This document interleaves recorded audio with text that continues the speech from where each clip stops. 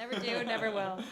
All right. Hello, everybody. Welcome back to After Hours at Blondie's. I am alone in the hot seat today, but I've switched the attention onto my favorite co-host. Maze is joining us as a guest, and also Danika, also joining us as a guest. I'm so excited to chat with them. How are you guys doing? Doing really good. Doing good. Yeah, it feels weird to wake up in the morning and not have to prep for that fucking Saturday. Wonderful. Yeah.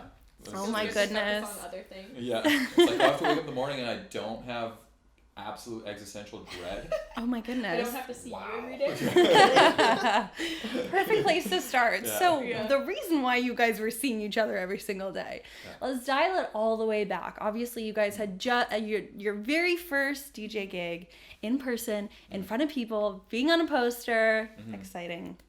But let's take it all the way back. Why did you guys want to become a DJ? And we'll go first with Dani. Dani, tell me why. Tell me everything. Gosh, Give me the tea, girl. Because I live in Vancouver and every second person I know does it. Everyone's a DJ. Why not? No, I've like always loved music. I've always been like kind of a creator, and I love like EDM. And every time I go to a show, I always just think like, man, like I wish I could feel the energy that person is feeling right now just by playing music that they love to people that love the music that they're playing, and I just thought it was a really beautiful thing, and I kind of always wanted to do it. So. Have you always loved electronic music? No. Oh. No. Tell me more. I mean, I didn't dislike it. I think I only ever got into it in the past like 10 years or so though. Yeah. What'd you like beforehand? I like alternative rock. I liked country, believe it or not. No. Sorry, security. It was in a past life, I promise. Just kidding.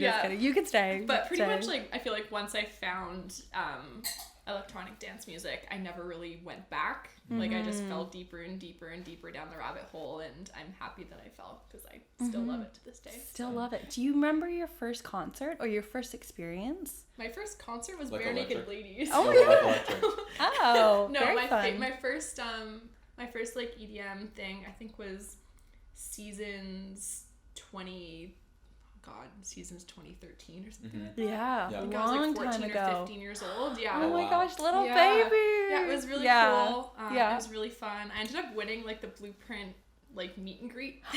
No so my way. first ever like rave that I went to, I got to like meet the headliner, and it was really cool. It was really cool to like get thrown in the deep end like that. And yeah, it's a crazy first experience. Yeah, especially to go behind stage, go see the headliner. Do you remember who it was? So it was DJ Carnage. Oh my god! But then I won another meet and greet the next festival I went to. I don't know. They need to like randomize their stuff a little better. And then I met Alesso, the second one. Alesso. Yeah, okay, so yeah, iconic. That was Too iconic. iconic. That was contact. The carnage of progressive. Yeah. Yeah. So that was cool. Yeah. It's very fun. Yeah. And then kind of you just kept going to festivals, kept meeting people. Yeah. Kept going.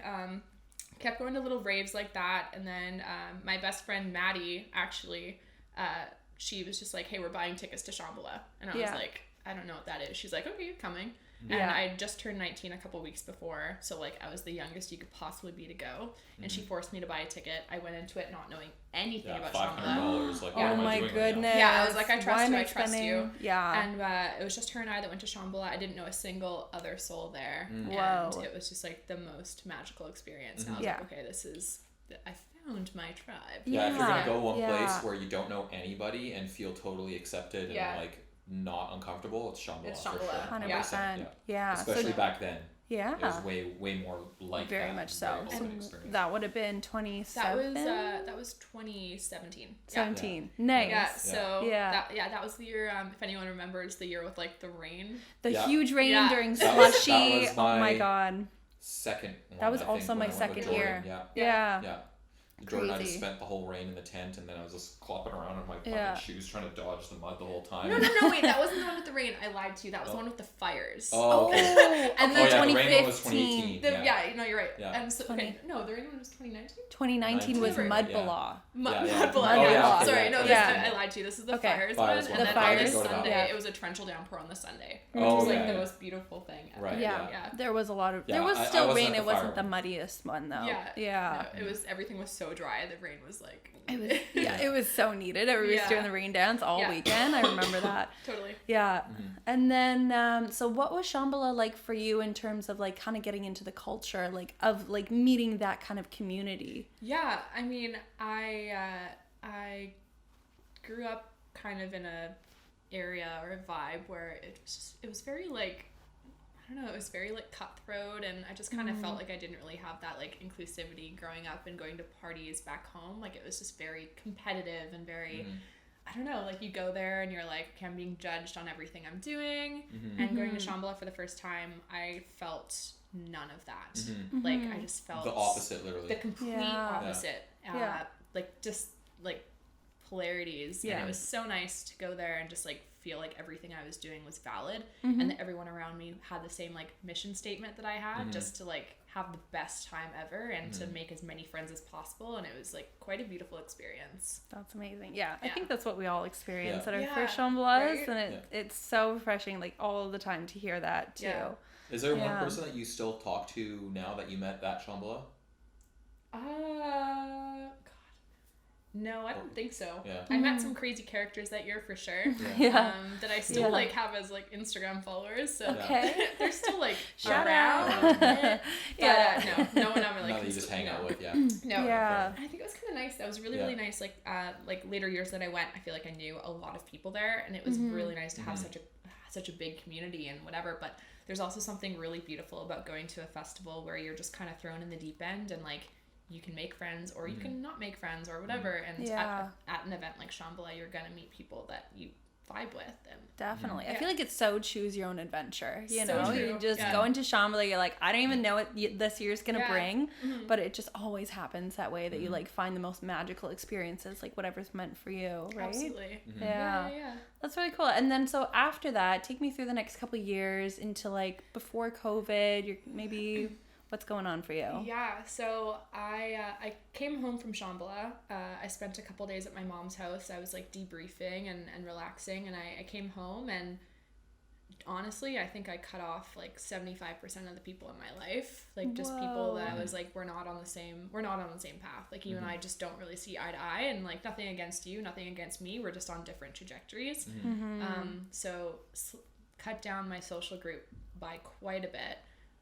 But then I met new people, and I met like you that same year. Like I met like just the coolest group of people, and just kind of changed my whole idea of like who I thought I was and what I thought I was looking for, which was really nice. And then got really into the EDM scene. That's when a lot of my friends started DJing, and so I spent like 4 nights a week at like MIA, which is as we all did. We all kind of moved in. Exactly. Like went to Red Room for the first time, like went to like my first drum and bass show, like fell in love with like different types of music, and so fun. It was really nice. And then up till now I've just been like, I feel like every few months I change what my favorite genre is, or like what I'm listening to in the moment, and everything is just so great. Like I love this community so much. Definitely. So like with the sound especially, did you find that there was kind of one consistent factor between like, you're saying you're changing your sound and what you love and what you want to go to all the time?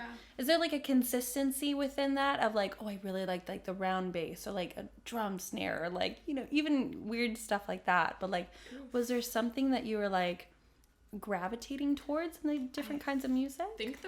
I think the first time I went to the Village stage during the day, and I heard like it was like a 4-hour like jungle takeover.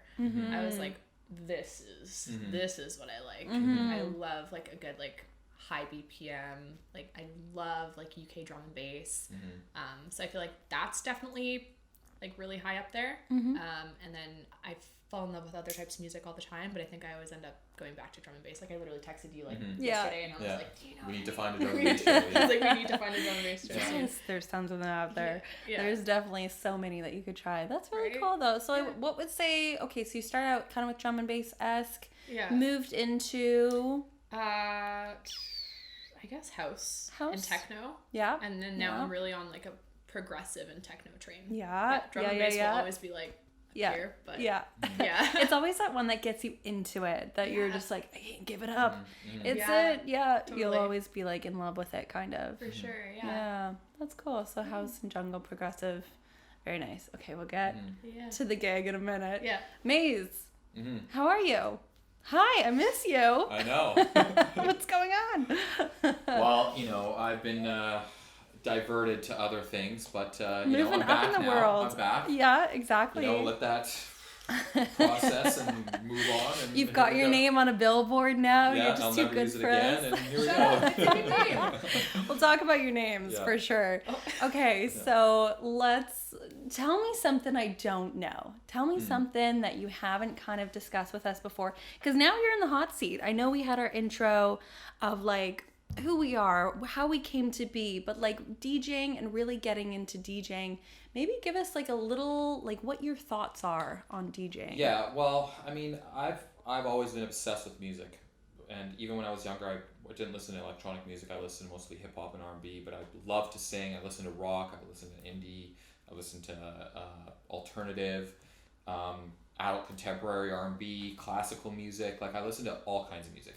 So like I was always obsessed with music, but when I was younger, DJing was a different ballgame back then. Like the barrier to entry. I mean, same with photography. We talked about photography before, obviously, because that's my main thing. But the barrier to entry back then was so high. I never really thought about becoming a DJ, but I always thought it would be cool to become a DJ because I always loved to go out. I've been partying since I was 14 years old, going to nightclubs and fucking complaining about the music since I was just barely growing a beard. So it's nothing's changed. Nothing's changed at all. No, nothing's changed. No, we love that. So like and then like we've talked about how I've thrown parties before and stuff like that, just because like I'm so picky with the music. If I can't find a party that has music I want to listen to, I might as well throw one.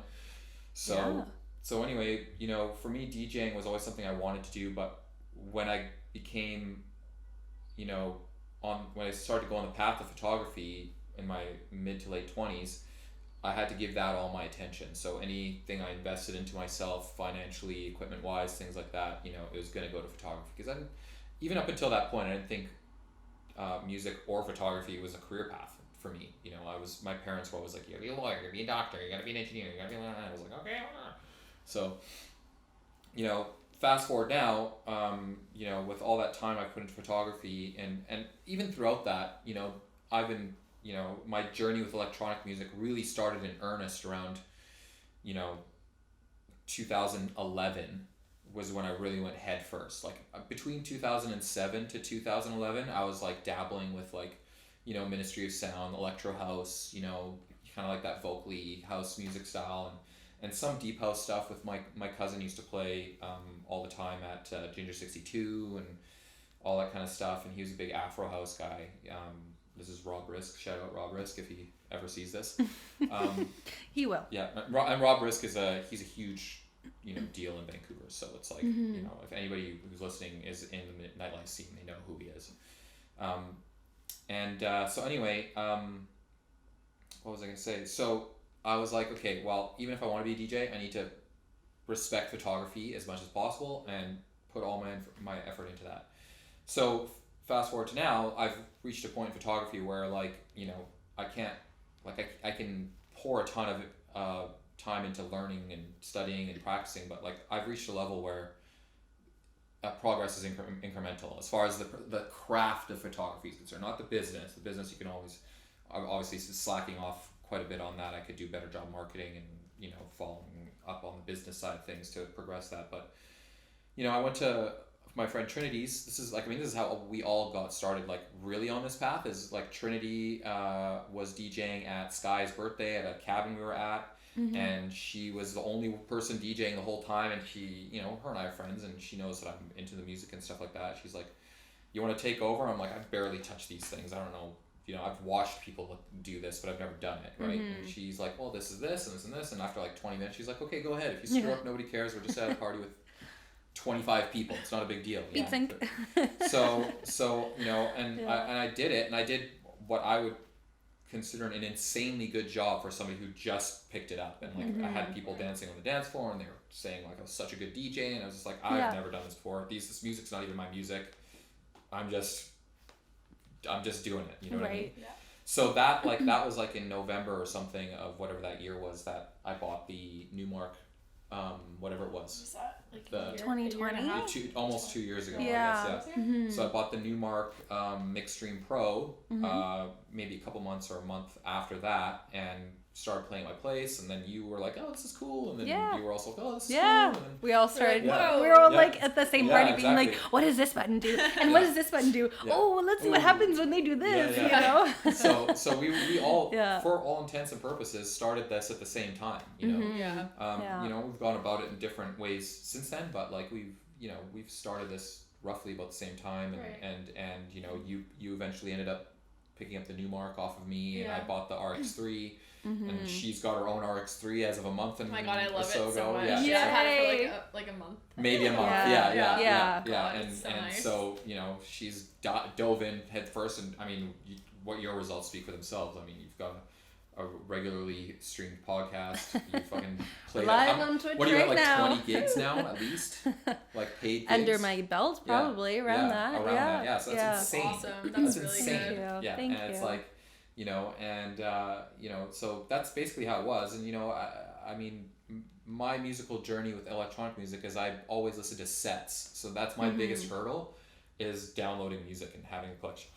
Because I never listen. I never like, oh, I know that song. I've never heard you play an individual song. Every time Never. I've ever been in I've your never car played an individual song. anything. No, ever. Yeah, it's always a set. mix. Set. Yeah. So You have a great collection of sets. I have a great too. collection of sets, but They've I all been don't have incredible. until now. I didn't have a collection of music at all. You know, like I downloaded my first electronic music MP3 well after I bought my DJ equipment. Well after. That's you know wild. What I mean? Like It's it's fun to mix interesting. sets together. no, I took music off of other people. They was like, oh, here's my USB. Right. I'm like, oh, okay, I'll fuck around with this for now. Yeah. So yeah, it was See what like, but like happens. actually like going out and finding stuff for myself, like I didn't do that till well after I bought my first gear. So that's been the hurdle for me. You know, and to be honest, to be frank with everybody in this room, and you all know this, at the same time I picked up golf, and I put way more time and energy into golf than I did DJing. So you know, I could be a Wait, lot you're further. telling me you didn't put a lot of energy into downloading music in the last month and a half? Well, I did, yes, I'm but yeah, but no, I didn't. Ooh, we've got a Sorry,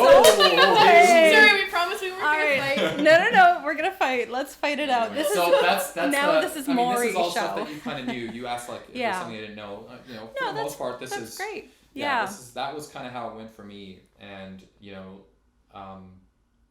for me, like I've been in this scene so long, and I've been promoting, I've been throwing events, I've been hanging out with people in the industry, and like I honestly, like Danika can vouch for this on her end. Feels like every third person we know is a DJ. Like not just the person who plays music. Okay, but A working professional DJ. you know what's crazy though is like It that's is. not the norm though. We just No. have a lot of like Yeah, it really- isn't the norm. No, we it have isn't a the lot norm. of like really. I know I'm always like, Yeah. oh, everyone's a DJ. No, Yeah. just the people that we're Just- friends yeah, with. that's- Yeah. exactly. I guess all of our friends are DJs, but Yeah. all the But that's- DJs know each other. Exactly, Yeah. and You we're know? just we know And them if as we well. go out in the Yeah. scene, Yeah. and they're all, you know, regular people. It sounds Yeah. stupid to say, but they're like regular people. You know, what I mean? Yeah. You know, They're it's cool, not like they're we're down not a to city earth. full of celebrity DJs. You No. know, even Right. though Yeah, we it's have not the LA or talent for it, something. Yeah. it's not. Like we have. There's like, you know, even like, you know, you would say, you know, you could consider Silva as a pretty well established. She plays internationally and whatever, but like, you know, she's not like Tiesto or Skrillex or something like that. you know Yeah, what we I don't mean? have Like, any we're not- celebrities. We're not hanging yet. out with I somebody would who's say like I would doing- argue and say Nostalgics. Nostalgics is from here. Yeah. Yeah, I worked Yeah. with her. I Yeah. worked with her. Oh, a Cactus, right? Yeah. Yeah. She started a Cactus. Yeah. Yeah. Yeah. So like we do have For some, sure, Yeah. yeah. I mean, but we do. a lot but of them have left, and that's That's the exactly problem it. with Yeah, that's Vancouver. exactly it. Once A you lot get of big them- enough, you don't stay here. You and that's can't the stay here. it's There's the no Yeah. upwards trajectory Yeah, here, and hopefully that's exactly. something that we're going to change in the industry Yeah, in the next exactly. 5 years Yeah, with for all sure. of our helps. For sure, it's gotten. But- we're getting to the point, like we've talked about this in other episodes, where like the industry here is changing, but where it was, you know, it's the same thing with photography. There's a lot of great photographers in here 5 of them make any money. Like it's like there's so much talent. It's there's just definitely such a disparity between like DJing and the money that you make and how like if you can make an income and how far you can get and everything like that. There's just but too we're all much so talent. inspired by each other. I think and it's sure. kind of like I'm inspired by you guys. You're inspired by everybody else, all of our other friends and stuff like that. So we all want to become. You know, we all want to create that environment and that sound and that party and everything like that too. Yeah, things are definitely changing for sure. Yeah, it's just you know, for us, like, you know, we know, like, I know for this is a fact for me, and I'm pretty sure it's for you guys. Like, we could see like a DJ poster come out, and like we have no idea who the DJ is, but we'll see like all the openers. Like, know all those guys. I know what I want to listen to, and it's gonna be them. So and then I'll go to a show. Like I went to Chris Avant-Garde last weekend after we did our show, and he's got like some of my favorite songs that I'm listening to right now. And then Dana came on after him and destroyed him. Yeah, like literally wiped the floor with him. He is an absolutely ordinary DJ. He is a great producer. He is an absolutely ordinary DJ, and Dana literally fucking smashed it. We're talking about Zyden. For anybody who's wondering, she smashed that fucking set after him. Like, oh my god, it was magic. Good for her. It's like, good for her. Why is she Everything not? I've ever seen of hers has been really great. I know, it's so killer. Yeah, and Very it's like, why isn't she like, you know, the headliner at Contact or something? You know what I mean? So it's like, well, just do it. You know. Yeah, so Never know. know. I mean exactly. Never right? know. Like, but it's like, you know, that's we have so many friends like that. Like Bryn, we had one last week. Yeah, phenomenal. His production is unbelievable. His DJing is second to none. Like I've been to shows that he's done that are life changing. Why isn't he the most famous person we know? Like it's he could be. He has that talent. It's just a matter of like, I think it's a matter of time. Like again, we're getting to the point in the city where we're going to be at the. You know, we've talked about it, like, you know, like those little hubs of like music where it's like everybody in South Central Los Angeles became famous at the same time, or people very in New York much so. became famous at the same time. We're all peers, you know. That's the thing I think that a lot of people forget. Kind of at the end of the day, like we are all friends, but we're all peers. We're all working together. We're all making this city what we want it to be, and no matter how big or small or like how insignificant you might feel. No DJ is an island, and that's something that I realized very early on is like even the connections that we've made are through true friendships.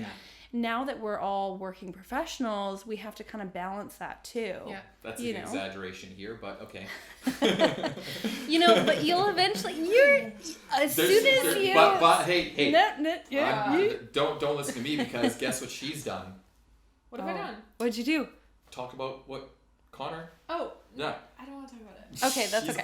It's okay. She's already booked for another gig. I have a couple things that I might do coming up, which are like really exciting. Nothing's like solidified, and I don't really want to announce anything because it's not anything. We'll talk about that later then. Yeah. Okay, so let's bring it back. So let's talk about actually the learning of DJing, the learning of the skills of DJing. I'll go with you first.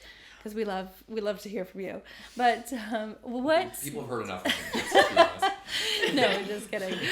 What did you do in order to learn the actual skills of DJing? Where'd you go? Who'd you ask? What'd you find? Oh God, Tell me everything. I really had no idea what I was doing. I kind of just hopped on and kind of tried to figure out how the buttons worked on my controller. I bought his new marks, so was messing around on that. I watched a couple of YouTube videos that were, I guess, pretty helpful, but I really didn't know what I was doing. I think I just learnt my music front and back first, and then I started playing for like Mazen, and Mazen's like, okay, you're doing all this wrong. And then you gave me like a little bit of critique, and I was like, okay, cool, thank you. And then let's back up. Let's back up. Okay, so learned your music front to back. What does that mean? I knew, like, I didn't really understand how like counts went. Like I didn't understand like 32 counts, like 16. I didn't understand that. I just knew when my music would change, and I didn't really know what it meant. Right. But I knew that like, okay, something needs to happen right now. And then I kind of, after knowing my music like that, I learned like the technicalities that comes with a lot of music. Did you ever like do any instruments growing up, or like? I played piano growing up, but piano is much different than than DJing. Very much so. And then once I kind of learned that there was like a mathematical equation to it, that it wasn't really just up to interpretation. Yeah, there's a pattern. There's a pattern, and there's like an equation is all I can really say. It made it so much easier. And I feel like once I like figured that out, and I was told that by a few different people who I like really admire, like DJ New Girl, I admire you, I guess. Like LNDN, like Lyndon. I feel like I saw a lot of other people doing this thing, and I was like, okay, I can do that. And then when it clicked, it was just like the most beautiful feeling. Yeah, because you could actually work with the music that you have and without like thinking really hard and being like, when do I bring this in? When do I bring that in? Like, no, there's a time where you bring it in. There's a you know, like a reason for it, and it made it so much easier. Yeah. I feel like once you get those, you're just like, oh wait, it all makes sense. Why is it so easy now? You know, I feel like it almost becomes easier. It's also like super satisfying. I know you feel this way with golf, but like to pick up something as an adult when you haven't really learned a new skill in a really long time, and to actually see yourself get better at it, like there's no better feeling, I don't think. Yeah, because we learn all these things as kids. ADHD. We learn all these things as kids, and then we pick it up so fast and so quick, and then as an adult, I feel like you just kind of get down the dumps. You're like, I'm getting too old. I can't learn anything anymore. Can't teach an old dog new tricks. No. Yeah. Okay, so then you went over to Mazen's house, and he was like, wait, you're doing it all wrong. When was this? Was this like a long time ago? No, this is like a month ago. Oh, you're talking about the recent one. Okay. Yeah. Oh. Because I think... Okay, let's debrief that. I didn't... What are we talking about here? Like a year ago, though, like, I think you were just watching what me and Tess were doing, or New Girl, I should say. Yeah. And kind of just trying to pick it up, right? And... Oh, yeah. But I still felt like I didn't really know what I was doing. Well, the thing is like, you know, we were... What was that ski trip, whatever we did, and I was playing that. Big White. Yeah, Big White, whatever. So we went, the Big White one, and I know she was sitting next to me, and she was watching me do stuff and whatever, and then she played at my friend Amanda's birthday. What was that? Like that was a year ago, wasn't it? It was like a year ago. Yeah, and she was fine. It was like I felt like I didn't feel like she wasn't doing a good job. I was like I wasn't hyper analyzing, but I was like I didn't hear any mistakes. The song selection was good. Yeah. Transition points seemed fine. Whatever. And then you know when we started practicing for our gig last Saturday, I was like, okay, let me watch what you're doing. And I saw what she was doing, and the technique was fine as far as like she knew how to beat match, she knew how to transition and bring the things in, the level, blah blah blah. But I was like, she was like playing a song, and then she would find another song and then just bring it in as soon as she found it. I get really excited. Yeah, exactly. I love that though. She would bring it in as soon as she found it, like not knowing at what point of the phrase or what. It just it's not that it didn't make sense. If she did it the same way every time, then I would be like, okay, I see what she's doing. But she would it would come in at a random point at every time. I was like, okay, you're doing great, but let me show you what I'm doing. And I'm no expert, you know, but the one advantage that I have compared to I think a lot of people when they first start is because I listen to nothing but sets all the time. So I know what they sound like. That's all I listen to. 100%. Sets, so I know what they sound like. I think also I run into the same thing too. I just kind of like I'm like, okay, well I'm over this song. I'm just gonna bring a new song in. But we have to remember, there's people on the dance floor. Yeah. They like that song. Yeah, so they want to listen to that song, and that's one thing that I had a huge learning curve over my first or second gig. And I was like, okay, well I'm done with this song. I'm transitioning out, and I'm like, wait, they're still dancing to that old song, and they're gonna come in with the new song, and they're just gonna be like, oh, where's the old song? And you know? DJs that play that really rapid style where they're like changing tracks every 90 seconds, it's like I get so sick of that. Like you get very fatigue, like drop fatigue heavy or whatever it's called or something. That's what I feel anyways. Nothing wrong with it. Every technique is different and every technique has its place, I think. But no, that's really funny. Like So I just showed her. I was like, okay, this is what I'm thinking when I do this, and this is what I'm thinking when I do this, and when literally within 10 minutes of showing her that, her entire DJ technique changed. And she's like totally like, she went like from here to like here, you know, like in like 10 minutes. And what were the couple of things? Like I was like, okay, we can like, I could like, this is the way this track looks, and this is what a phrase is, and this is how long the loop should be, because that's like, when you listen to it, it's like, you know, all the stuff that we're doing now. And it's like, okay, well, if we want, I can bring in this track at the same time. We could do at the drop, I can bring a drop in at the same time, or this is the drop at the beginning of the drop, at the beginning of the last drop of the end of the song. You could start to bring in the introduction of this song. You know, this is when we're doing progressive stuff, so sometimes it's not quite the same with a house track which is a little shorter, which you can still do. You know, it would just be like an 8 bars long or 16 bars long instead of like 32 or whatever.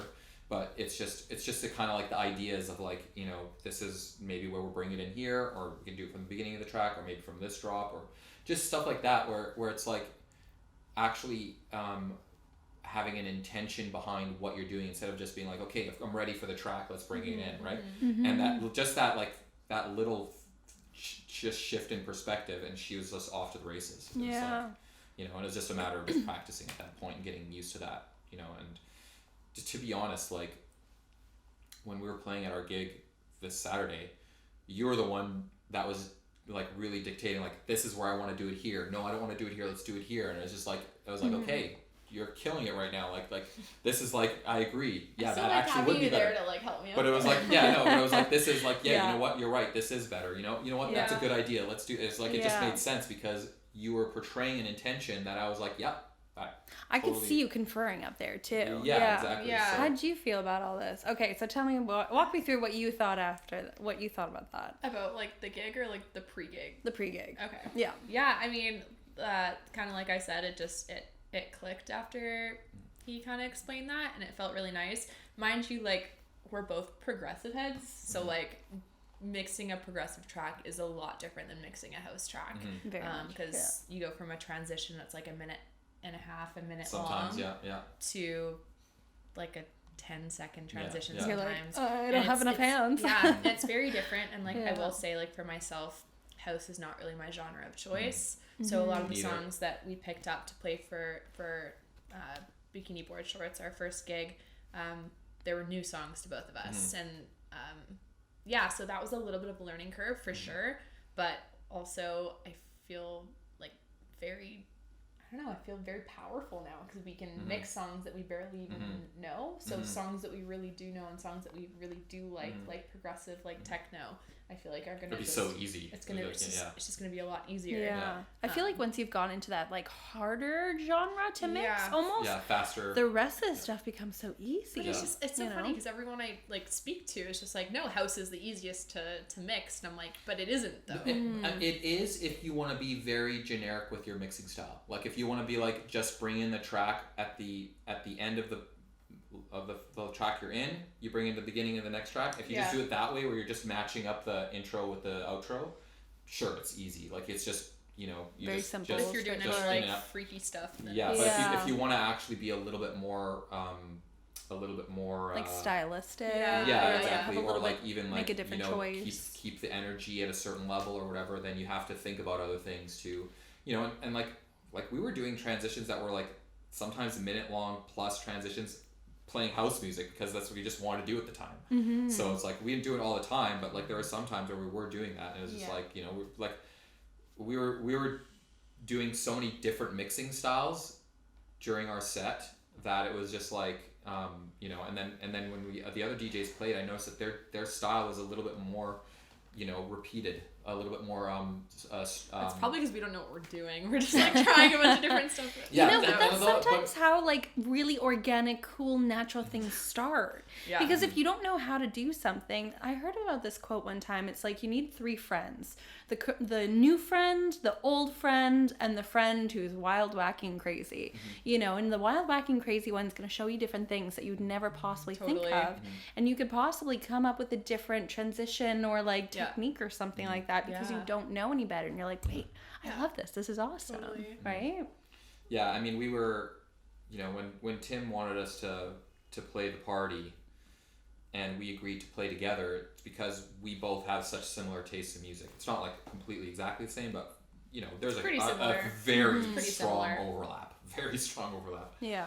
So, you know, and I asked him, I was like, I want to play this style, and he's like, go for it, just go for it. This is when we started fighting. Yeah. Okay. So, all right. So let's take it back. Even before. Okay. So this is months ago. Like we're talking maybe 4 months ago. Tim is the creator of Bikini and Board Shorts. No, when we agreed to do it. A month and a half ago. No, it wasn't a month and a half ago. So a month and a half ago. Was it? Yeah. Felt like months ago. This felt like years ago, honestly. Since before the last party, which is what, 3 months? No, it was actually in the beginning. That was August. Yeah, I right. think I heard about it after my gig, which was in June. for bikini and board shorts. That's what I thought. Like, I thought we would know we were I doing feel like this it's for a like long 2 time. months. Are you siding with Mazen? No. No, I'm not. I'm siding with support. nobody. I'm just trying That's to fine. remember what Yeah. I take no sides. So- I'm referee. Yeah, that's right. Yeah. This was intentional. Yeah. Okay, so all right. So Tim asks you guys. Yeah, and so like I was talking to do the gig. Tim. Yeah, that I was like I want to like I think what was the party we went to? Base Coast.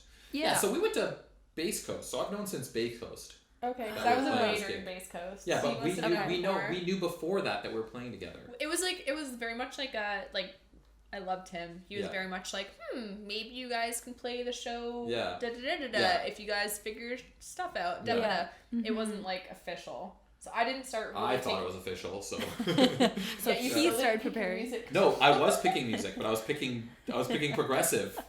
I was picking all the progressive tracks that I wanted to play. Right. So that's why I had this whole list of progressive tracks I wanted to play, and you're like, Right. guess what? That's not what the crowd wants to hear. I'm like, guess what? I don't give a shit. And you're like, guess what? I do. So I was like, fuck. Danika So the crowd. you're- Danika the crowd. Yeah. Yeah, so. Right. So what? Okay. So describe your mentality of like what you wanted to play at this party. Oh, God. Tell me everything. So like we both listen to a lot of progressive. We both listen to a lot of techno. I feel like in a perfect world. In a perfect world, we would have played like a really cool, fun, dark set that was kind of up that alley. But also, like, I've been going to these bikini board shorts parties for like Years, right? now, and Yeah. not once have I ever heard that genre of set. And I'm not saying that it's not saying it's the wrong call, but I wouldn't have wanted to stand out that much, especially on our first ever set. My worst fear was that we were going to get up there already with as many nerves as we had inside of us, and then just clear the dance floor and everyone's like, what are you playing? I would start crying. That is nerve Why wracking. is the DJ crying? That is I would have. I would have been See, in I'm a front psychopath, row. and I wouldn't have cared. I was like, you all have bad taste in music. That's what I would have Yes, said. you do But- have to guide the crowd and tell them yeah. how to listen to I music. still think. Okay, I mean- wait, hold your thought. Yeah, let's okay, finish the thought and then we'll go to your Okay, thought. Yeah, you're right. Yeah, please go. Yeah. I don't even remember what I was saying. So you're just saying, Yeah, well, you'd we be should- standing up there crying. Oh yeah, no, Yeah. like the Yeah. tears would have wrecked the deck. Like, Yeah. it would have been like, forget you. Just like ocean waves. Yeah, all the music would have shut down and all the power. Yeah. No, so I was like, as much as I'd love to play that kind of stuff, like I think for this type of party, we kind of have to play something that's a little bit more. Socially acceptable Exactly. in these environments. Yeah. Yeah, we had to fight about it. We had some wrestles about it. Yeah. But ultimately, I did win the wrestle. You did win. Yeah. Yeah. Winner supreme. Yeah. I mean, the thing is, though, is at Referee. the end of the day, I knew she was right. I just wanted Didn't to. want to I didn't. admit it. I didn't want you to be right. In I true wanted to Mazen be like. I form. wanted to be. right. No. I wanted Yeah. to be like. You know what? If you build it, they will come. That's what I was like. You know, if we play a good Which is enough valid. dark Which is- set, people and- will be like, "Oh, this is new. This is cool." Everyone's wearing like feathers and like has body paint, wearing pink bikinis. We're Yeah. like, yeah, let's dance to. Progressive dark techno at this Bleach Club event. Yeah, so for When- anybody that doesn't know, bikinis and board shorts is very like representation of its title. Yeah. It's bikinis and board shorts or Yeah. less, Yeah. whatever you want to do. Yeah. All systems go there. So it's very much It's a like short party too. Like it's beach it's like house kind of vibe. it's a short party, so you're like, if you're gonna have that many DJs too, it's kind of is like you just gotta be like bang bang bang, like fucking hit them and out. You know what I mean? Hit 'em and quit 'em, you know? So Yeah. So like you know, I and think- you've played at the parties, and it's like, you know, for the most part, the DJs are very similar. They play similar. Now I've heard Francesco Rosa, he played a mildly progressive set. I've heard Dana played a deeper set before too. Not as deep as she normally goes, but she did play like a set that was on the deeper end, and it was very well received. You know, and even Sage has played a set that had deeper aspects to it before, and he's very well received. So I felt there was room to really just slingshot it the other way, and there would be Yeah. Some takers. So for anybody that doesn't know, also to explain a little bit too, is like Tim sets up his DJs in a little bit of a different way. So everybody gets 2 sets. Yeah. You get one 40-minute set and then you get an hour In set. the first a little block, bit. yeah. So you've got all the 3 DJs that get 40 minutes and then there's a second block and every single DJ It's plays an hour. again, you get an hour set. Yeah. So for my first 40-minute set, there was nobody there. So I played deeper progressive stuff. And the couple people that were there were like, oh, love this. But I definitely played a heavier like house set. Yeah. I like my little disco house set, you know? So Yeah. I feel like you're right in the fact that people really do like that stuff, but not at daylight hours, Yeah, you know, exactly. headline hours. Yeah. Okay, so Yes. ultimately you won. Ultimately, I did win. And then- and the thing is I totally admitted the whole time that she was right. Pardon? I admitted the whole time that she was right. And I just didn't want to agree. I'll clip that. I'll send that to you. Opinions and facts are different things. My You opinion can set it as was- your alarm and just wake up to that in the morning. You're right. You were You're right. right. Oh, Yeah. Just Yeah. wake up with that every day. Yeah, opinions are what Yeah. I wanted. Facts are she was right. So that's, you know.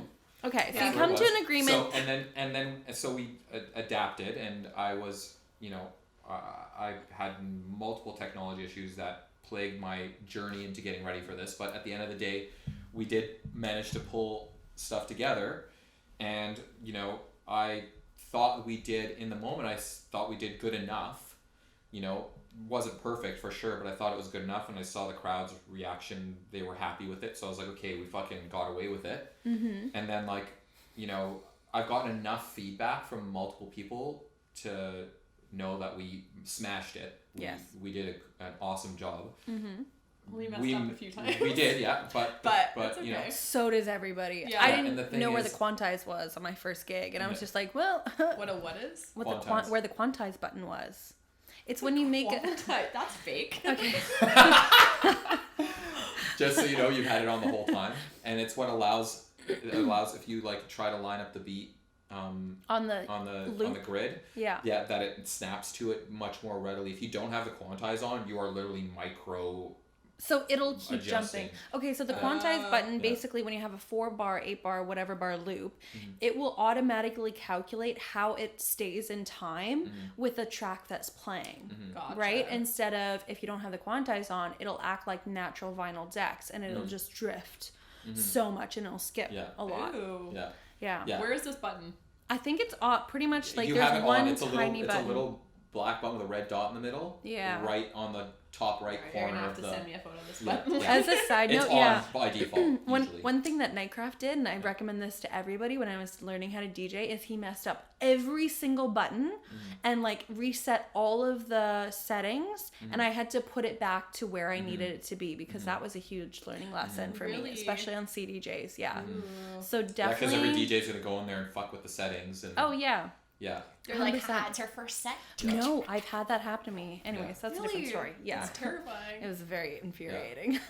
But okay, so take me through. Sorry, I don't know if I interrupted you guys, but But we're just saying that, like, you know, at the We end were of the just day, we finally, you know, settled on doing what we were gonna do with the music that we were gonna play. yeah. So I guess that's my and question, I mean, full credit goes to Alia for allowing me to pick his music collection because he's played those parties. I think it's countless times at this point. He's played so many of them from the very beginning of these. So like he's got, and he's been DJing for longer than probably you've been alive. So so he's got a huge collection. So you know, and so I was able to. He's I not was an able old to tap man in. for anybody that's Yeah, wondering. he's not that old. She's just very young. Yeah. You are. Is that a bad thing? Not that young. You're pretty young. We're all young. We're all young at heart. So anyways, let's Yeah. talk about this set and how Yeah. we put together this set. Because for the So- record, wait. Yeah. For the record, I loved it. Yeah. I thought it was so much fun. I feel like you guys kind of had like a really fun beginning and then you mellowed out and then you ended with a couple we really definitely good tracks. felt like we had different like energies that we wanted to bring in, and it still was very hard hitting. Like I think even our softer tracks were pretty bumping. But you know, I personally, and I know you know you as well, had enough variety that we knew wasn't going to be the same feeling the whole time. It was a journey-ish, you know, but we didn't structure it exactly like how we wanted to do it. We practiced many times with the tracks that we had picked out, and we stuck to those playlists. Yeah. And we played multiple practice sessions, you know, just to get a feel for how it would kind of work out. So by the time we were on there, I'd say 75% of what we did, we kind of probably did it before at some point. Maybe not exactly, but like to some degree. I would say that our first set that we did, like the little warm-up set, we pretty much knew exactly what we were going to play start to finish. Yeah. We had kind of decided that we were, instead of going back to back with songs, that we were going to do a couple songs. So it's less frantic. Yeah, and then switching over when we felt like the time was right. Because it is, I don't know, I will say for myself, for it being like my first time, I was nervous to be mixing into a song that you chose every time. I'd rather be able to mix in a little bit with some music that I'm familiar with, and I feel like you feel the same way. So yeah, we did that. Yeah, and then you can like, I mean, then that also allows you to play like a little bit, like it's almost like your flavor at that time. If it's just track to track, it can be really all bouncing over the place. Yeah. So that was our first set. I would say that our first set was pretty calculated.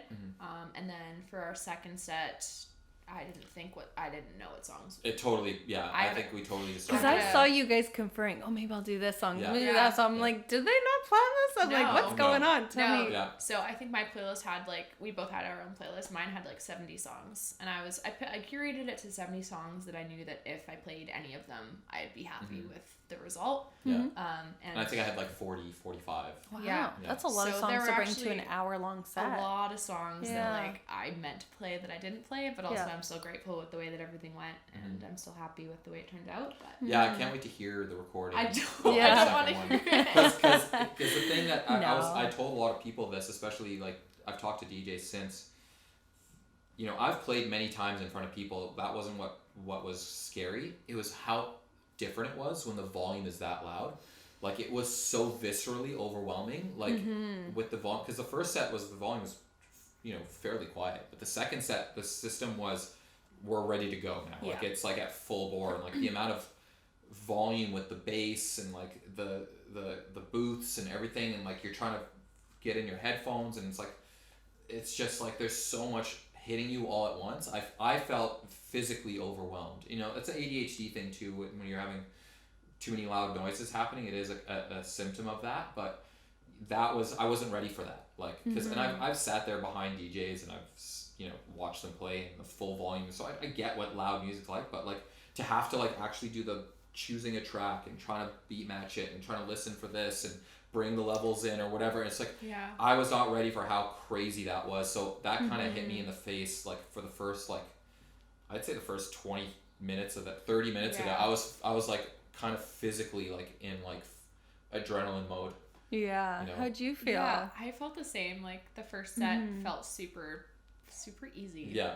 And then the second set, like there was probably like 10 people at the first set, and then the second set, Sage was playing right before us, and the dance floor was packed, and I just did not feel like I was ready, and I was really nervous, and I was ready to go first if you didn't want to go first, but also I'm really grateful that you went first. First couple tracks, and I'm grateful I got like one of my best friends, Ty, to come up and dance with us, which I needed her there, and once getting up there and once you had like a couple successful mixes, I was like, okay, I'm good. And after my first good mix, I was like, I'm fine. Yeah. This is actually awesome. Yeah. I feel the same way when I'm getting up there and I'm like, okay, I need at least 3 mixes. I fuck them all up, but after that, I'm golden. And then you know, like just give me 3, folks, and then I'll be all yours. But yeah, no, it was fun. Yeah.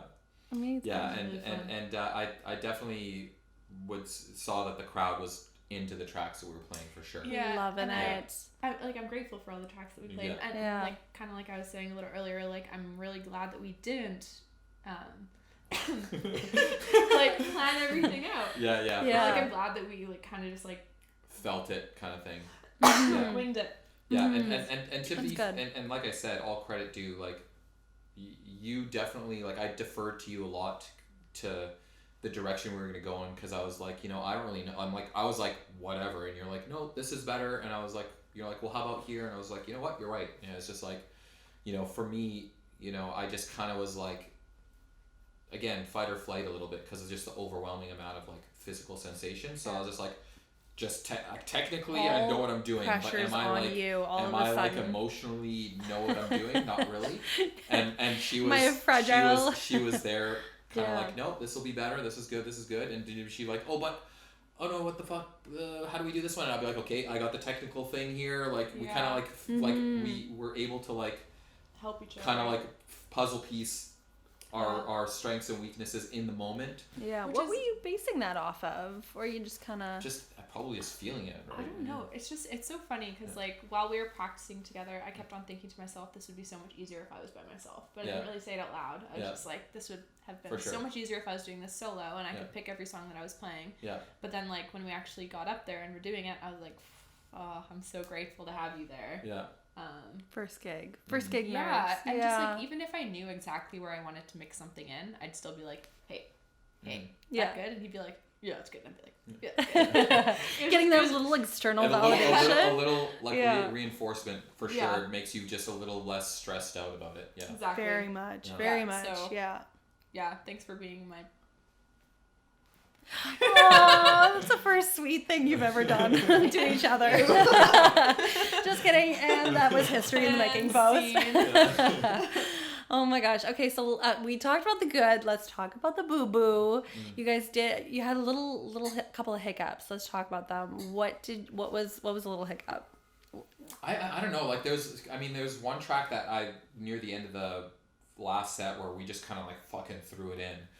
And she's like, what was it? Silly boy or stupid boy? Stupid boy. And she's like, we can't do it. I was like, we have to do it. She's like, we can't do it. It was bad. Yeah. Mazen was getting a little bit too cocky. We're at like minute 52 of our 1 hour set, and there's a song that I really wanted to play, but like it's kind of hard to mix in because it's kind of like a pop song. It's not really EDM. Yeah. And I was just like it was still on my playlist, and he saw it, and he's like, oh, like you love this song, and I was like, yeah, I do, but don't play it. He's like. Yeah. Click. And that was play. it was Mammy the Cobra song, right? No, that one got fucked up. But That was the one we messed up. I'm talking about Stupid Boy. Oh, okay, yeah, super. But that wasn't in the beginning. That was near the end, wasn't it? That was in the end. Yeah, near the end. Okay, so for the mommy one, actually, I've mixed that song a million times. And I was like, Mazen, like, when should I bring it in? And he's like, bring it in here. And I knew in my heart that was not the time to bring it in. Okay. But I was like, I trust Mazen. Let's do it. But you don't know. But you don't know my music, and like I should have known that too. song is in your DNA, and the only time I listen to it is when you're around. So Yeah. I love Cobra. Cobra is one of my favorite artists. I actually love Cobra. flew to LA to see her in June. The she's dedication. Really cool. She's really cool. But yeah, no, I was just like, I knew when to bring the song in. I knew what I was doing, and I think I just got really flustered because I knew that all my friends wanted to hear that song, and I made a boo-boo. We all make boo-boos. We all make boo-boos. What was the boo-boo? Do you remember what the boo-boo kind of was? I don't want to talk about it. No? I don't even remember. Okay. Yeah, no, there's Well, just as helpful for people, you know. So for that song, it's like there's like I think it's like a count of like 16 or something where it's really quiet, and then this kind of really overbearing like middle part comes in at like the 16 beat mark until like the 32 beat mark, and then it goes into the song or whatever. And we brought in the second half of the 32 beats like instead of from the beginning. So what we should have done is like looped the first 16 and just let it play out with the phrase. Sure. Exactly. Phrase. But instead we didn't. Yeah. That's okay. It happens to everyone. But it's okay. Yeah. We're alive to tell the tale, so it's Yeah. You are. Yeah. You know, that's the thing is you'll walk off stage every single time unless, something bad happens. Never happens. But you'll always walk off stage, and you'll always doubt yourself, and you'll always think, oh, I messed this and this up. But it's really the vibe at the end of the day. Yeah. That people are left with. Overall, And at the end of the day, nobody left the dance floor. So. Exactly. No. Yeah. It was all of our friends. They weren't going to leave. Yeah. We had them tied up. No. Yeah. Yeah. But yeah, no, it ended up being fine, and like it was a boo-boo for a second, and I think if I had been by myself up there, like kind of like I was saying earlier, it really would have bothered me. But I just looked at Mazen. Mazen was like, "This is fine," and I was like, "It is fine." Yeah. It is. Yeah. It does. And Stupid Boy, like we like argued for like maybe 20 seconds about whether to bring it in, and by the time we committed, the track we were playing was literally almost over. Oh. Yeah. And I was just like, And then Chip. the second that you played it, and I was like, okay, I'm happy actually. And then all my friends are really stoked, and there's so many videos that I was sent from different people of us just like boogieing so hard to stupid boy. And I was like, it's actually a good show. Yeah. It's all worth it in the Yeah. end. But it was a rush transition. I mean, I think I still made it work, but it was definitely not it was just like I'm gonna play this. No, yes, I'm gonna play it. No, yes, I'm gonna play this right now. No, don't play it. Yeah. I'm gonna start it right now. Don't do it. Play. And we're playing. Yeah. You know, sometimes you don't have another track queued up. Yeah. And you're like, well, I we have to definitely play. didn't. Well, we were arguing about it for 20 seconds or whatever. That's and 20 valuable that's seconds. A lot of Very valuable valuable. seconds. Very I didn't valuable. have time to get a loop going. I didn't have a time to figure out where I was like, oh, we're at the outro. Put in, swap it out, bass in. Here we go. It was just like off to the races. At the end of the day, it was and it worked. It was was fun, but it was Yeah. definitely it was abrupt. It was painful. Yeah. That's And, okay. and there was a couple of times I think I forgot to bring in like the treble on a track on time, so it was off a couple of beats or whatever. But those little things. But I think for the most part it was serviceable. Mm-hmm. Very. From a technique standpoint. I felt service. Thank you. It was, and from a curation standpoint, I think we smashed it. So, Yes. Yeah. Very much so. I think people 100%. were like consistently losing their shit on the dance floor. I'm just not really. I'm trying not to be too hard on us, hard on ourselves. Like it's a really hard thing to do, and like anyone that's like starting out to DJ for the first time or playing for a crowd, like it's a really intimidating thing to do. I think also Absolutely. again because 100%. half of our friends are DJs playing in front of working DJs who are going to. Even if they're going to be nice to you, they're going to pick apart everything you're doing because they know. That's what I'm doing. Yeah. It's just like things Whether go I once want you to know or not. something. Yeah, exactly. Yeah. Yeah, that's what I'm doing. So even if I'm not verbalizing it, I'm still doing it up here. So knowing that that's happening is just like. Yeah, definitely. Yeah. So, but I think we survived it. All in all, it was okay, and we're still here. Yeah, and neither of us wants to listen to any of those songs ever again. No, my God. Yeah. Since the show, so the show was on Saturday. It's now Tuesday. I have not listened to a single house track. No, nothing. No. Absolutely not. And like, you know what? I do like house. No, I do like house. I do like house, but like, there's been no house in this house. Well, No I went to Chris Avant-Garde. Put that on a t-shirt. I think, halfway through Sage's set, or maybe a third of the way through Sage's set, I was like, I want to catch the last bit of Chris Avant-Garde, and I got there. He had just started, thankfully, so I caught most of his set, and I was like, we played. So like one of the things we wanted to do is I wanted to play. What was it? Fine Day Anthem by Skrillex and Boys Noise, which is not house music at all. No, that's like it's big. peak time Like, techno. No, we played at the sound check. Well, Remember? No, we did. I said, did he? No, we did. So I was just saying, like, there's some songs that I wanted to play that I knew we weren't going to play because we weren't playing that music. So I wanted to play like Eternity from Chris Avant-Garde and Consciousness. Both. I wanted to play both of those songs. Iconic. Yeah, they're great songs. And I wanted to play that song, and we both wanted to play Planet of the Bass. And she was, even though it's her song, she was fighting me the whole time on it. Even though she was agreeing, like, yeah, let's play it. And then like at the time, where it was like, no, don't do it. I was like, no, we're doing it. Girl, that's what we do. Yeah. Don't make a decision. Girls are allowed to do that. So anyway, change our minds all the time. Sound check happened like when the place opened. They were so behind on getting the stuff hooked up. So we did sound check. I was like, okay, well, if we're not going to play it during our set, I'm going to play Fine Day Anthem during our sound check. Yeah. And like when the last time that we practiced, this is actually a funny story. The last time that we practiced, I was like, okay, one more song. And she's like, one more song. And I was like, I'm going off script. And she's like, are we playing Planet of the Bass? I was like, no, but we are now. And I was like, but wait, follow me this. I'm going to play this. So I brought the BPM up. I brought in Fine Day Anthem. And we played that and fucking just went wild. Because that song's so wild. It's so good. Unreal. I love that song. It's pure energy. Yeah. It's pure energy. And then thankfully, Planet of the Bass is not only like 3 BPM or so off, so it's very easy to like put them together. Yeah. It's like in key as well. Something. It's from 132 to 128, and I was playing like, Fine Day okay, at 130 anyway. God, like, And it was in key too.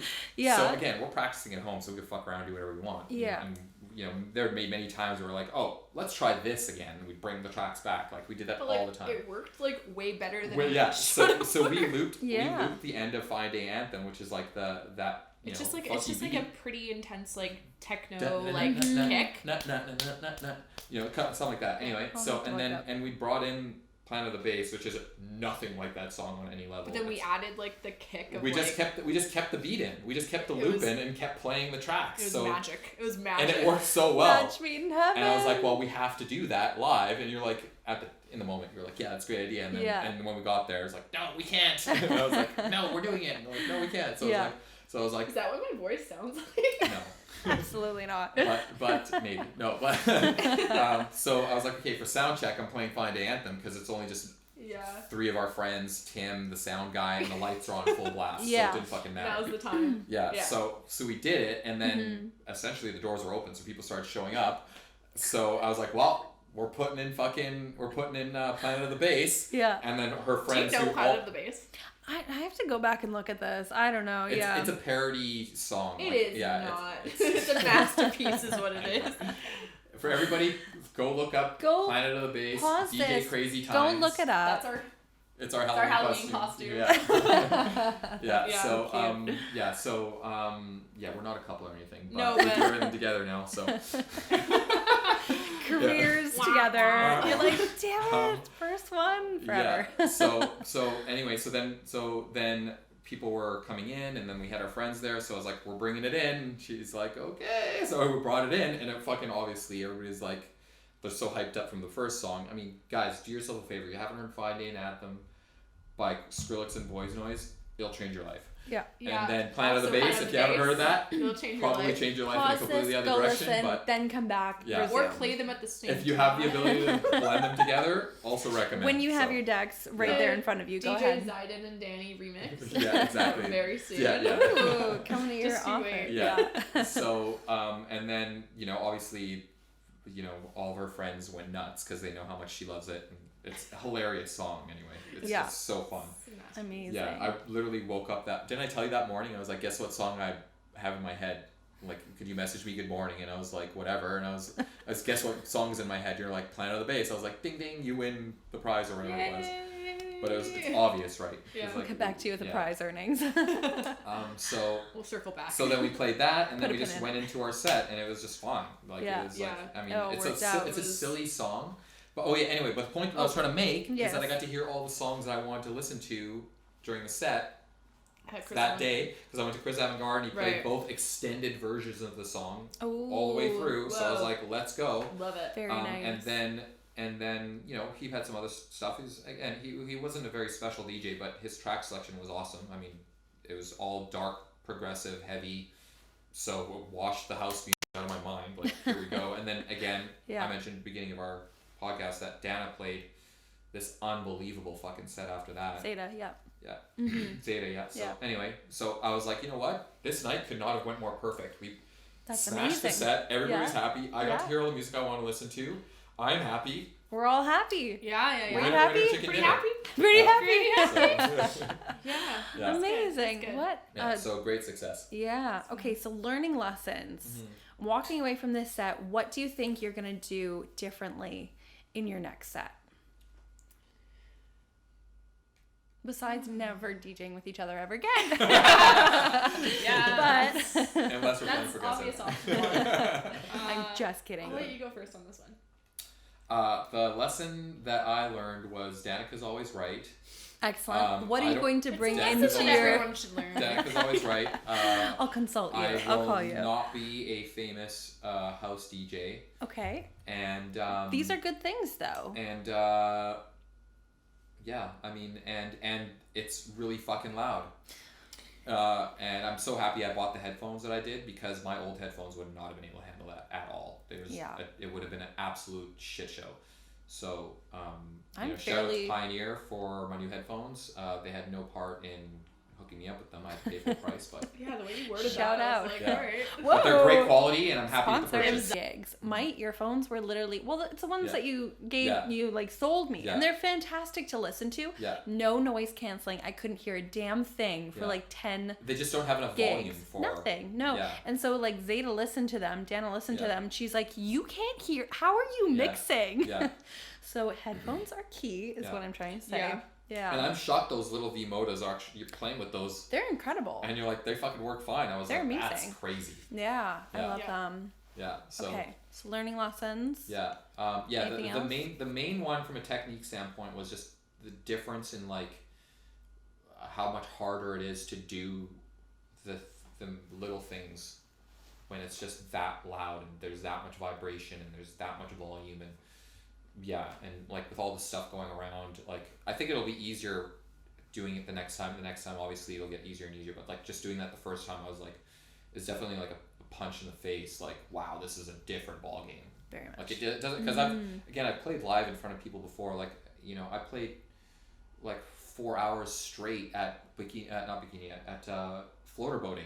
I played like for 4 hours straight at the cabin party. I played at Amanda's most recent party, the Barbie party, for like 5 hours. Like I played in front of people a long time. The volume was never that loud. Yeah, it's club experience is so different. Yeah. And everybody can hear every single thing. In most clubs, if you have good sound, every single thing that's happening. Yeah. So that's nerve-wracking too. So it was a very eye-opening experience for sure. That would be the biggest takeaway for sure. My lady? I would say for something that I will take away is that like I don't think if you're ever getting into something that you ever think that you're going to be ready to do it. And like I didn't feel like I was ready to do this. I barely slept the night before. Like I was really, really, really, really nervous, and then I kind of just had to come to terms with like I'm as ready as I will ever be to do this, and what I know is what I'm like. This is as good as I'm gonna get for this, and like you kind of just have to do it. And I think that kind of goes for anything, not even just DJing, but just anything that you're really taking a leap of faith doing. You just kind of have to start somewhere, and like step. even if you make mistakes like we did, like I still feel so great having done it instead of having dropped out because I wasn't ready to do it. Like even though in my like heart of hearts I knew that maybe I wasn't 100% where I wanted to be, like I still did it. We still did even it though together, we tried to prep as much as we felt like we could, right. But and I think because we did, it went as well as it did. I think if we didn't do that, it would have went much more poorly. For sure. Like I'm not discrediting how much work we put in and how much work like I'm still putting in, and I know that you're still putting in too, but I just mean you're never going to be 100% satisfied with where you're at. I think Leah's a testament to that, because she started playing live gigs like within 2 months of like starting. Was I ready? No. Did I know how to transition? Absolutely not. No, but I was somehow still up there. She just went. I was like, who put me here? Was your first gig his birthday? No. That was unofficial. Yeah. My first paid gig was in August. It was my friend Keisha's birthday. Yeah. And I was paid a lot of money for, even more than I'm making now almost. But it was, and literally I had my track selection. I knew what I wanted to play. But my version of transitioning was bringing one up and fading one down. And bringing one up and fading one down. But it worked. And maybe like mixing the dials, a little bit. Like that was about it. And so I was like, I am a big fan of start something and just put stuff out when you're not ready. This podcast, not to be all meta about it, but this podcast is a great example of it. Am I ready for this? No. Is it everything perfect? Every time, we've like started late, we've done things, we've rearranged, we've like tried different stuff and stuff like that. Kicked cables out off of the things. It happens. Resetted cameras. Like, right. Exactly. And like I don't feel 100% ready. Everything's not dialed in. It's not 100% perfect. But what somebody's going to see is, wow, that's not perfect, but I really, really fucking love it. Yeah. I'm going to invest in that. I'm going to believe in that. Yeah. And like, I'm going to put more energy into helping you do it. For sure. Or supporting you, absolutely. One of the two. That person's putting themselves out there and trying something new. Because it's really easy to just not do that. Yeah. Absolutely. Sit in your house, do nothing, not start the podcast. But now look at us. Here look we are. At us. Trying new things, getting out there, especially in a world full of DJs, trying to make yourself, like stand out as another DJ. That I feel like is going to be a hard part. Maybe something we talk about a future episode too, of like getting started. People will give you a lot of like help and support and everything like that. And then not to pull the wool off, but they'll kind of be like, okay, do it on your own now. And you're like, whoa, you feel like you've got ice skates on, a little while later, and you're like, okay, I have to do this on my own. So I feel really happy that you guys are getting there and getting out there. And in 5 years' time, though, where would you like to be with this? It's my next question. Oh my God. Please, no pressure. I have no idea. I mean, I've always said that, like, for me, this is not, I didn't really think that this would be, because I don't want to get into production, I just have no desire to get into production. I never felt like this would be something that would blow up for me. And for me, like, if I ever got to the point where I was, like, able to, like, play at a festival and then I get, like, artist access, you know, whatever, I do an opening set, play some deep house, whatever, 4 people are at it, and now I've got access to the festival for the rest of the weekend, you know, like, or, you know, I could travel to different countries, you know, paid to do that, just to play at different places and just get my travel fix in. Like, if I ever got to that point, that would be the pinnacle of, like, what I would consider successful. Mm-hmm. And, you know, and then if at some point that fed into my dream of, like, having my own, you know, bar, lounge, club, beach club venue that I want to do, that's my dream retirement or whatever, you know, I would be able to not only play at that venue and be successful at that, which I feel like I could do today, but also have, you know, other people that I respect want to be there as well, or want to play with me, or, you know, or at something that I was at. So, you know, I think that's about where I'd expect to be in 5 years. I think, you know, again, like, I feel like from a technique standpoint, I could have played at a venue a long time ago. It's just I don't have the music collection thing sorted out, and I need to put more time into that, and I still need to put more time into that. I do have, like, 10,000 songs downloaded. Are they organized? Are they cataloged? No. You know, and that's tough. You know what I mean? It's just like, but it's like, oh, I like this artist, so I'll go and download everything by that artist, and then be like, oh, and then they recommend, if you like this artist, all these people. I was like, okay, I'll just download all that. Now, when am I going to listen to that music? I don't know, eventually, you know, but it's like, I have it, but it's not ready, you know, so that's really the thing that's stopping me from, like, jumping into it as comfortably as you have. Not to say that you were ready when you did or not, I'm not assuming that at all, but you just decided to go and it didn't matter, and I didn't, you know. I was like, I'm going to go to the golf course or the driving range. So, you know, it's, you know, I've not given it the respect that it deserves to feel like I'm going to be somewhere different in 5 years from now. Maybe I will, I don't know, but that's kind of where I'm at. But yeah, a lot of things can happen in between that 5 years. And at the end of the day, I mean, this is why we're still fighting. I want to play what I want to listen to, and I don't care what anybody wants to listen to, you know. And for me, I know that DJing is about curating a crowd and getting them to respond, etc., etc. And I just want to play what I want to hear. So I have to come to terms with, where does that marriage, you know? And it's like, you know, and, you know, I want to listen to progressive, but sometimes I want to listen to deep house, sometimes I want to listen to dubstep, and sometimes I want to listen to electro house, and if nobody knows what I'm going to play, how are they going to come and see me, you know? Yeah. You know, it's like, what does Mazen play? I don't know. Last time we played electro house, tomorrow he's going to play dubstep. I have no fucking clue. Yeah. So what does this sound? I don't know.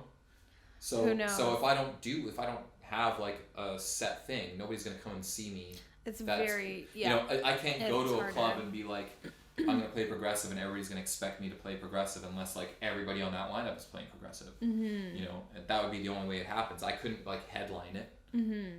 You know, what am I going to play today? Well, I'm going to start with Disclosure, and then I'm going to go into Eric Prydz, and then I'm going to throw in some Skrillex, and then I'm going to fucking do it's some... It's a choose your own you know, adventure day. And when I play, like, just for my friends, that's what I do. Like, if I was playing at Amanda's party, I went from every single fucking genre I have in my catalog. And same thing when I played at Dustin's birthday. I was there for almost 3 hours. I transitioned to 4 different genres at least while I was there. So, you know, if you want to listen to good music, I'm gonna have good music. Or you want to listen to a certain kind of music? Your guess is as good as mine. I have ADHD. We'll figure it out as we get there. We'll see where it goes. I'm gonna get bored of this 20 minutes into playing it, so I'm gonna switch it up. So it's just like, that's, maybe I'll throw in some tech house. You don't know. Like, we don't know. We'll never know. We'll never know. Me, like, I would say that it's very, the future's murky in the DJing career, if we were gonna call it that, for myself. Fair enough. You know, do I have the capability? I feel like I could, especially when it comes to the music that I like, I'm very comfortable with it. You know, when I play at home, like, you know, I'm so impressed by how well I do. I'm like, I'm the best DJ I've ever listened to when I'm at home playing for myself. So, we but all it's think like, that but you know what I mean? when Like, we're it's like, alone. because I'm playing the music I want to play. I'm Yeah. transitioning it the way I want to hear it. Like, This is it's phenomenal. Like, it's If like, you were true. going to see so it's like, a DJ like yourself, you Yeah. would love that. it would be amazing. Yeah. So it's Phenomenal. like, yeah, Except when so- you get in front of a crowd. So true. Yeah. It's a little bit different how Yeah, they respond so- to it. Yeah. Totally. Yeah. So, Yeah. you know, and, you know, as a, you know, psychopath, I feel like they would resonate as well as I do. Actually, a psychopath. We're just kidding. We're just kidding. So yeah. So again, like I have decisions I need to make if I want to continue pursuing that. You know, I still do have photography, which is, you know, a part of my life still, and I need to decide how much energy I'm putting into this versus that. And you know, am I still going to be spending all my time and money practicing golf, which has no monetary or career outlook for me whatsoever? You It's could just be the next. a physical. No, I cannot. Okay. Trust me, I cannot. Sorry. The I cannot be the next. I can be the next. I don't. Yeah, I don't know I can be anybody the else. next. Is he socially 17 appropriate now? handicap I don't know. That I play with friends with. Like, no, it's just. You're no. doing great. Yeah. You're doing what Right. you love, and you're By loving the way, it. I'm not a 17 handicap. I'm a 29. I'm just saying that's like a future. I don't goal. even know what that means, bro. It's the bigger It's the a- number, the worse you are. Oh. Yeah, the bigger the number, Okay. the worse you are. So it's like, okay, so quick explanation. The average golf course is 72. 72 is the par, which means We're if getting you, an education. if Strap you- in. if you accomplish all your goals at golf in 72 strokes, that's par. That means you've done it in the amount of time you're supposed to do it. Sports. Yeah. So Go sports. Big sports. if you're a 29 handicap, that means you're consistently when you're at your best, Yeah. you're 29 strokes over 72. Oh. Okay. So, anyways, Yeah. where do you see yourself? No, that's very good though. Yeah. I'm very happy for you.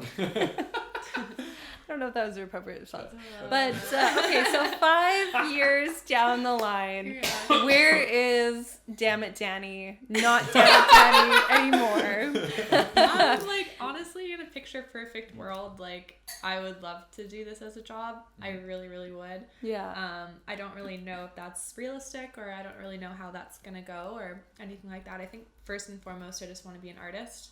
I'm in school for creative writing, and I just have such a passion in just like creating, and I just would love to just be creating something in all senses of the word, whether that's creating like art, like paintings, or whether that's creating music or writing, whatever it is. That's just what I want to do.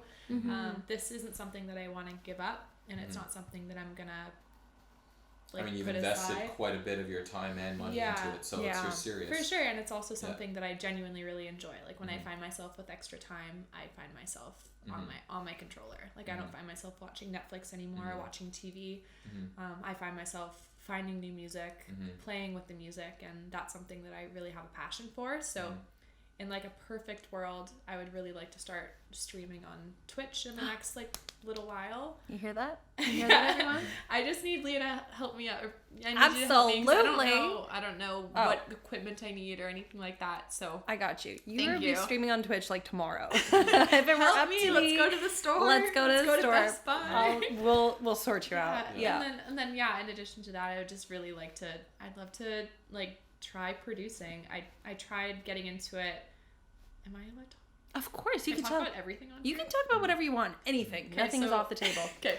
Yeah. I had COVID a year and a half ago, and I was off with COVID, and I had to take like a mandatory 5 days off, like everyone does, and I took some Adderall, and I watched. You can talk about anything, Okay. literally everything. I took Yeah. some stuff, and I watched like a bunch of hours of like YouTube videos on how to use Ableton, and like typically my brain just would not really focus, but Mama was focused, and I hopped on the Ableton, Yeah. and I like created a few tracks, and like it's actually not.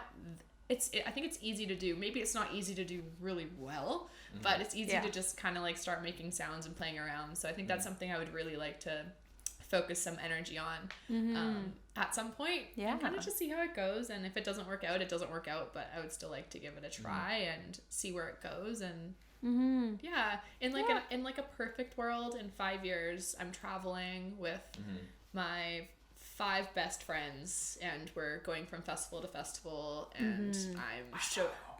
Who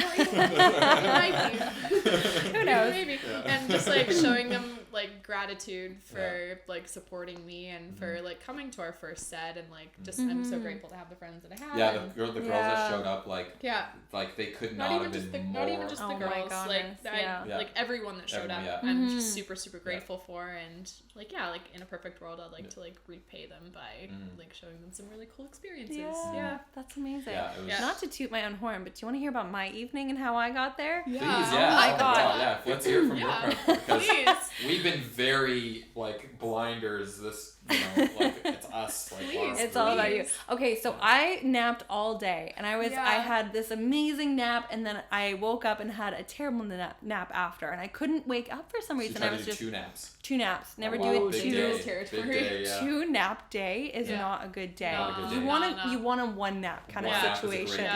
I'm a big napper. Hard day. Hard day, very tough. So I was supposed to go and see Zyden and Gellert, Nightcraft, at the Denizens party. Right. And I thought it was on the same night. So I was gonna go do that. So my plan was perfect world. Denizens, go see Martino Eduardo, who's a streamer on Twitch from the UK. He randomly we're going on a story time here. Fair enough. Now we're back to what our regular podcast is, talking about the weekend. Pretty much. So Martino Eduardo is a streamer on Twitch. Yeah. And he's big in the UK, so I was supposed to meet up with him while I was in London. Earlier this year, I was in London, maybe March. It never ended up happening. We both got busy, no harm, no foul, whatever. So I'm here in Vancouver about a week ago. And so my new friend that I just met through volleyball, sends me a photo and goes, "You know Eduardo Martino?" And I was like, no, what's his name? Martino Eduardo. And I was like, barely. Like, how did you guys meet? And he's like, I met him randomly at the bar. We were like sitting at the bar. We're the only 2 people at the bar, and we randomly met up and started talking about Twitch in Vancouver. Okay, yeah. I just met this kid. I don't really know Eduardo. And so they started talking. They're talking about Twitch, and they're like, he's like, my friend's like, I know this Twitch streamer, Blondie. He's like, oh my God, we were supposed to meet up in London.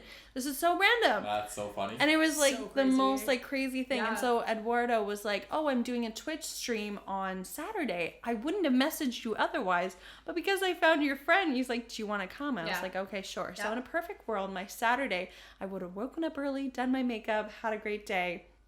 And so I would have gone to all these things. And so I woke up 7 p.m. and I thought Dani and Geller were on at 7. And I was panicking. I was like, oh no, my second nap of the day went awry. It was a terrible nap. So I was like getting everything together. I get there. They're not on till 7:40. Thank God. So I'm there an hour, do all my things, say hello, whatever.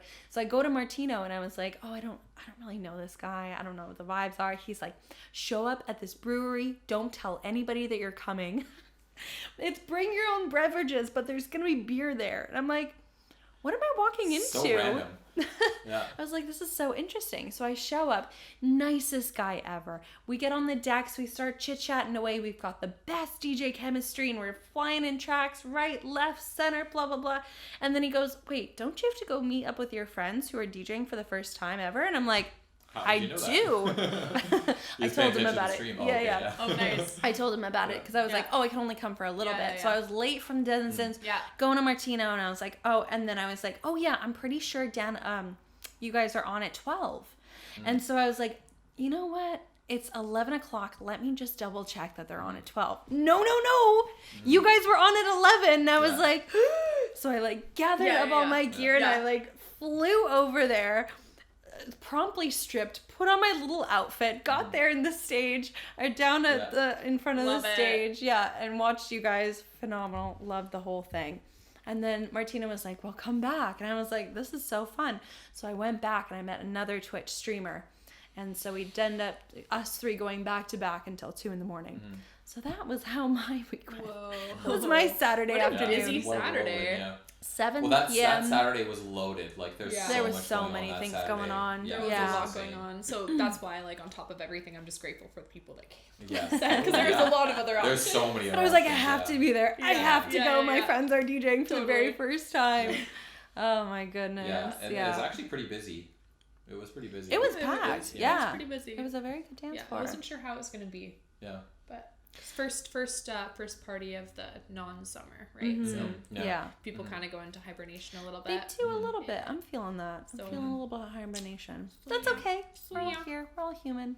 Yeah. Well, you guys are hanging your hats up on Zyden and Dani. So, do you have any ideas what you're going to be called next? Because you guys started I'm out officially retired. You're here now. I'm retiring Zyden. I don't want to be called that. No. So I've been brainstorming a name since I decided I wanted to start DJing, which was January of last year. Yeah. So that Yeah. was, Me too. Like Yeah. I still haven't figured this out.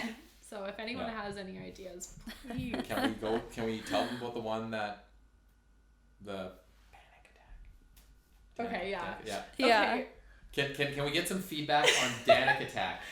Everyone in the Can we get some audience right feedback now, on let's Danik go. Attack, please? Danik 'Cause Attack. I think it's amazing. As in like panic attack, but like Danika, because like I have anxiety a little bit. I don't really know. I So don't these I know. love are all it. working I told titles. her I'm gonna steal it if she doesn't take it, so it doesn't make You any can't sense be if Danik attack. I That's like will me though. being like Zyden. I will if you don't take it. A little image swapperoonie, you know, Yeah. that's not the They first book time I've Zyden heard and it. like I show up, they're like, wait.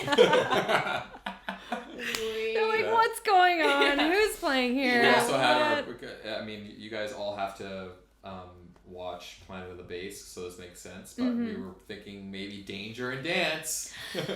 Danger You Dan. want it to be danger. No, your Danger. Danger I Danny. think Danger. Yeah. and Danger Danny. Danny. Yeah. That's cute. I Yeah. really like Damn It Danny. Mhm. I do, but that's just me. I just I'm like not- I just don't. I'm not opposed to Damn It Danny, but I don't like. If you're gonna take yourself seriously though with progressive, you're gonna be more like a darker. But like what though? It's I so think hard. I think Don't know. just Danica is a great like progressive DJ name. Danitech? But if you're gonna do Somebody said Danica. Danitech? Yeah.